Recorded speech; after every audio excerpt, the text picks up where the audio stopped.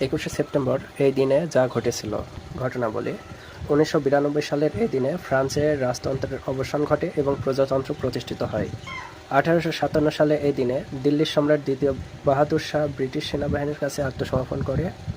1942 সালে এই দিনে ইউক্রেনের দুনাইভসিতে জার্মান নাৎসি বাহিনী 2688 জন ইহুদি হত্যা করে।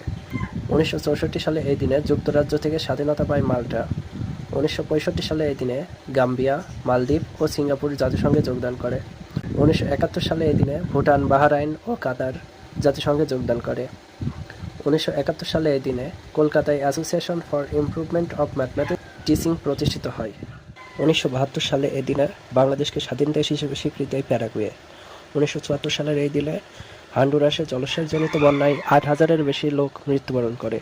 1976 সালে এই দিনে জাতিসংঘে যোগ দেয় সেশেল। 1980 সালের এই দিনে ইরাকের সাবেক বাথ সরকার ইরানের বিরুদ্ধে সর্বাত্মক আগ্রাসনমূলক যুদ্ধ শুরু করেছিল। 1981 সালের এই দিনে যুক্তরাজ্য থেকে স্বাধীনতা পায় বেলিজ। 1984 সালের এই দিনে ব্রুনাই জাতিসংঘে যোগদান করে।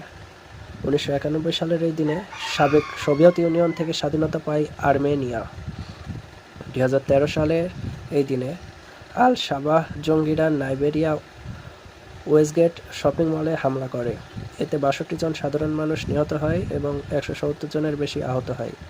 1970 সালের এই দিনে সোভিয়েত কেট লুনা 17 এর চন্দ্রে অবতরণ হয়। 2022 সালের এই দিনে কলকাতায় আলিপুর মিউজিয়ামের আনুষ্ঠানিক উদ্বোধন হয়।